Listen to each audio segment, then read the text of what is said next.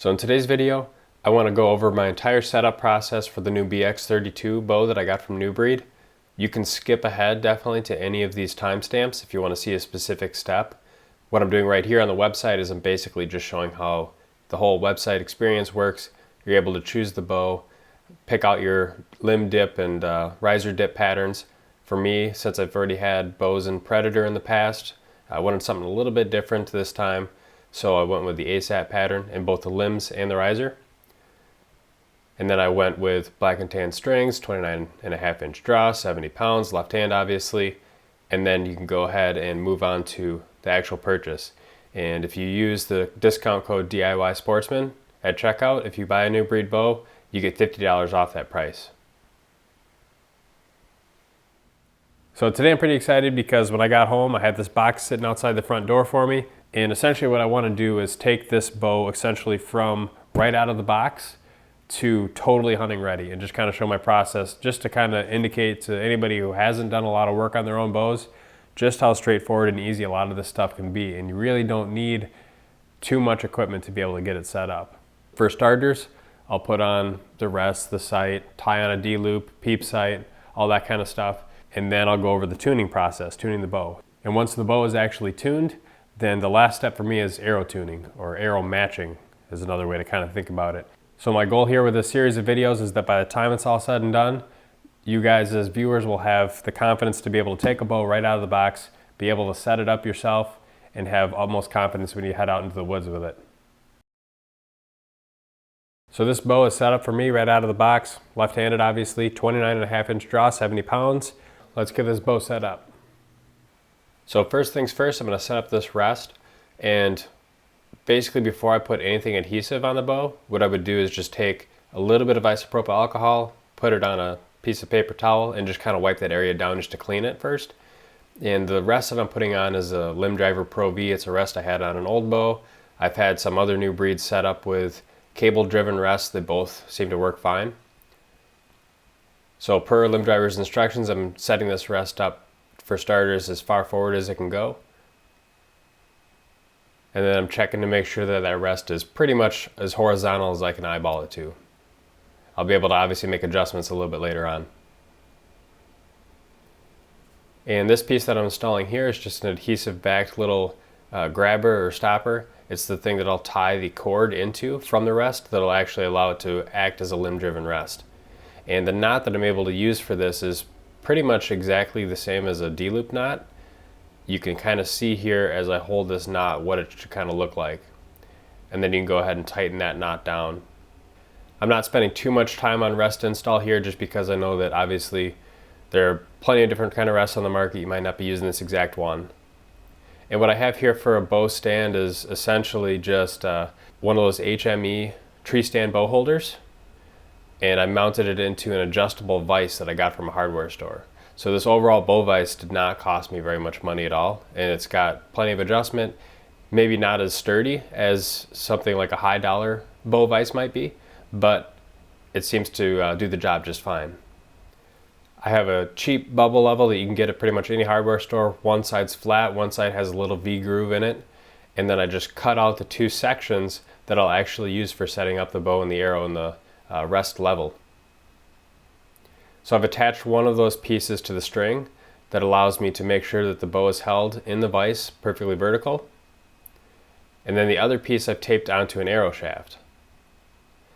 Now New Breed's instructions on their website say that you want the arrow running pretty much level through the burger hole at 90 degrees to the string. So that is right now just on the top half of the burger holes. I've had bows that actually tune really well at this spot, but I'm going to start off right now by just kind of moving that rest down ever so slightly and then just rechecking that rest position. Alright, so you can see now with the string level and the arrow level, you can't see those burger holes, they're covered up. So this is pretty much right where the spec sheet says that that rest should be. Now I'm going to use some BCY serving thread to be able to tie my nock sets. I start with the top one just to kind of work with gravity, and what I'm going to do here is just run an overhand knot where I run the left over right twice and just slowly cinch that down, and then I'm going to pull that knot down just until that rest or that arrow once again is level. and then really tighten it down. And then I'm going to do that same thing on the back side. Left over right 2 times, and then pull it tight.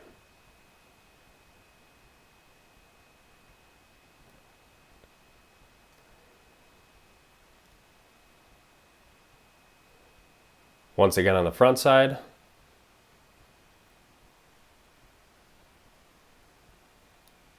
Once again on the back side. And then one final time on the front side, but this time instead of going left over right twice, I'm going to tie a square knot. So I'll go left over right once, and when I cinch that down, I actually cinch it in kind of the middle of that whole knot that I just made. And that'll kind of squeeze and snug that loop into place. And then to finish it, just right over left to complete the square knot. Then I can trim the tag ends and start working on the bottom. And you want to make sure that you're going to use an arrow nock here, or an arrow that you actually plan on shooting, because the nock fit is going to be important. When I do this first left or double left over right and I pull it tight, again making sure to dress it nicely, I'm going to slide that up, but not all the way up until it's tight to the arrow nock. I'm going to leave just a little bit of space here, which you can see in the video. And what that allows for is it allows the string to kind of come back and make that angle at full draw without really pinching the nock. So you can see you just have that little bit of wiggle room in the nock at rest. Now I repeat this process a few more times on the bottom than I did on the top. The reason for that is typically when you're at full draw, you tend to put a little bit more upward pulling pressure with your draw arm. And so if you have the D-loop centered just a little bit lower than the nock, it tends to then once again align that angle of pull directly behind the nock. It's not something that everybody does, but it's something that quite a few people do, and I've tended done over the last several years as well. So in total I've done it 4 times on the front, 4 times on the back, and then the last time again I do that square knot where I go left over right once, cinch it into the middle of the knot, and then finish with a right over left to finish the square knot. And then just trim those tag ends once again. Now at this point I'm going to go ahead and just finish up that rest. With these limb driver rests, you just take that cord that was tied into the top limb and you can pull it until the rest actually bottoms out like that, and then go ahead and cinch down that Allen screw, which is acting as kind of a set screw to hold that position. Now as I mentioned before, I pulled this rest off another bow, so my left and right was already set pretty well. But if you're starting fresh, 7/8 of an inch from the center of the arrow to the inside face of the riser is where you want to start out at. And after that, this rest is totally ready to go. One of the reasons I kind of like a limb-driven rest is just because it's so easy to set up. Now when you're using a flame to kind of burn and finish those tag ends on the serving thread, just remember that always use the flame on the top end of the string just to kind of protect, because you don't want that flame to actually hit your string itself. When tying the D-loop, there's a couple different ways that you can tie this D-loop. You could either have the top thread going under or over the string. And so as a lefty, the way I'm showing it right now, with that top end being on the rest side, when you come to full draw, you're going to put a twist in that D-loop. And you can kind of see what that twist looks like right now. Now if I were to take the top side of that D-loop and put it underneath on the other side, the opposite side, kind of the quiver side of the string, now look at the twist that comes into that D-loop. It's a lot more. So whether you're right or left-handed, as long as you keep that top end of the D-loop on the same side as the rest, that would be the correct way to tie the D-loop to get a minimal amount of twist in that D-loop at full draw. So the first thing I do, and I like to use a nice long piece of D-loop cord, is I go ahead and flare out one of those ends with a flame, get it to a nice mushroomed end, and then just follow whichever side you want to. If you're right or left-handed, I'll kind of show how the D-loop is tied.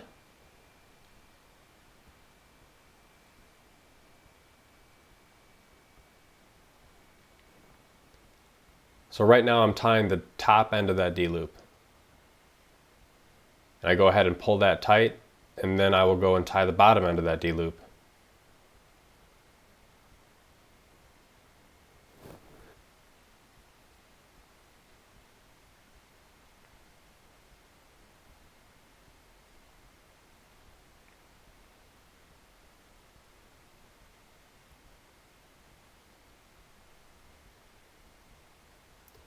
So that's how it's tied before I cinch it down. One thing to remember is that you want to, at this point, tie the D-loop just a little bit smaller than you want it to end up, because once you go ahead and pull it tight, it'll get a little bit longer. I trim the tag end after initially pulling it tight, flare it, and then once again use that flame to mushroom up the other end of that D-loop so that it won't come undone when I pull it really tight with the pliers. And so these are D-loop or knocking set pliers. This is actually one of the purposes that they're made for. I go ahead and just use those to leverage and stretch out that D-loop to really cinch that knot down tight.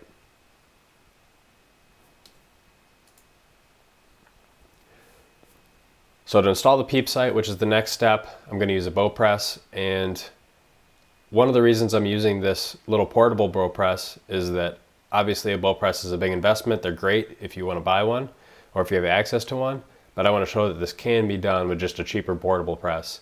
Now, one of the downsides to using a portable press like this is depending on where your limb stops end up, based on your draw length and your cams and all that kind of stuff, you may have to move those limb stops out of the way in order to get the adapters for the bow press into place. So that's what I had to do on mine.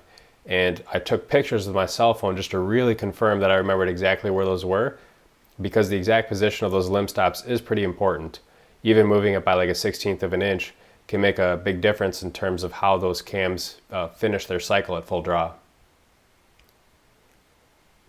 And then the last thing I need to do is move that string stop out of the way with this portable bow press, just to make sure that that cable doesn't interfere with it when I put tension on it.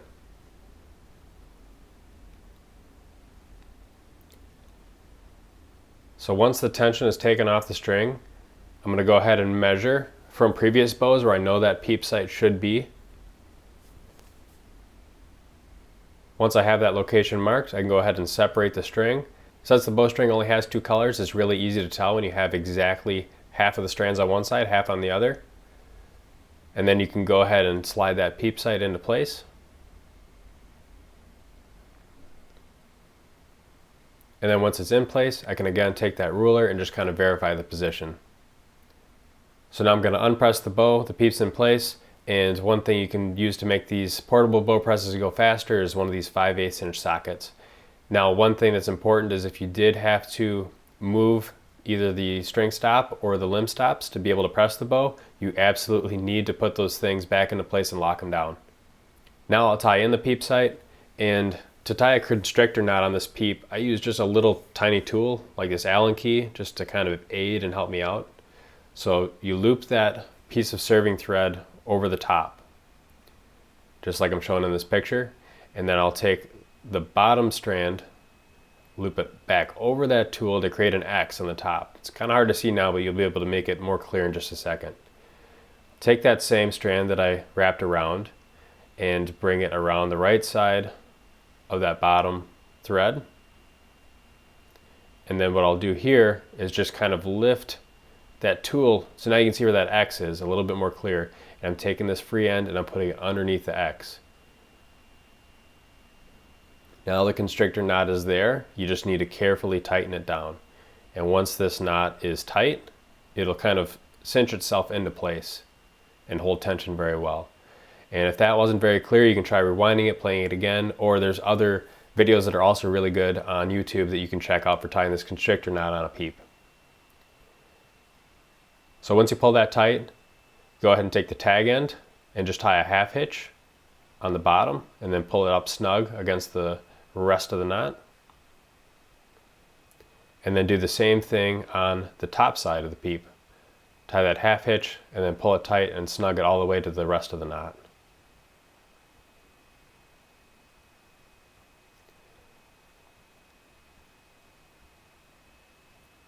And then you can repeat with the other side of the tag end, half hitch on the bottom, half hitch on the top. If it gets difficult to pull it tight, you can obviously just use pliers to pull those half hitches tight. Now you can use just this constrictor knot to hold your Peep in place. What I've found is that you can use it like this for sure.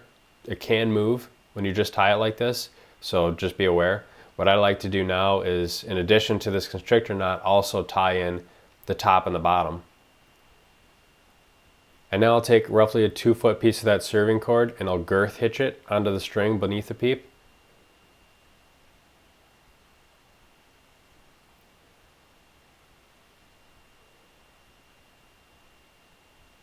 And I'll just pull that tight and just kind of push it up towards the Peep. And then I'll just tie a couple of half hitches here. And I'm doing 3 half hitches.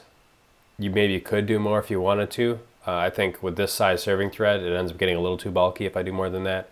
So the next thing I'm going to do is create a loop and then work those tag ends back through that loop toward the direction of the Peep for 4 rotations.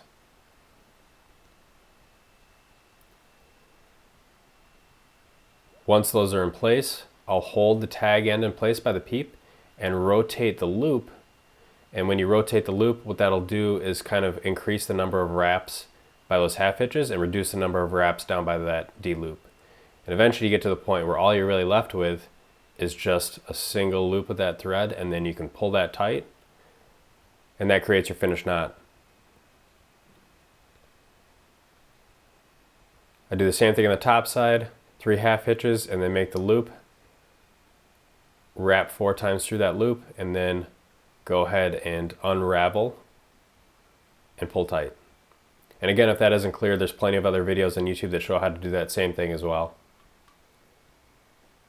So now you're really almost done. The last thing to do is just attach the sight and attach any other accessories like stabilizers or quiver mounts or wrist slings, and then you're pretty much ready for your first shot. So I actually didn't have the camera turned on for the first shot out of the bow, but you can see it through the paper. This is shot number 2.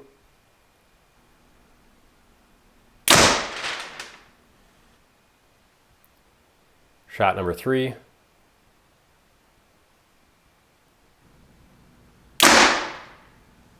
And shot number 4.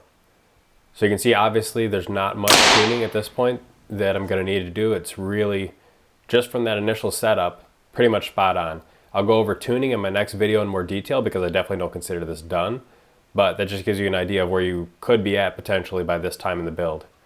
Now, if your Peep sight is showing some rotation, just based on where you had to set that thing up, if it's off by 90 degrees like this, adding 1 full twist to the string should bring it back to center.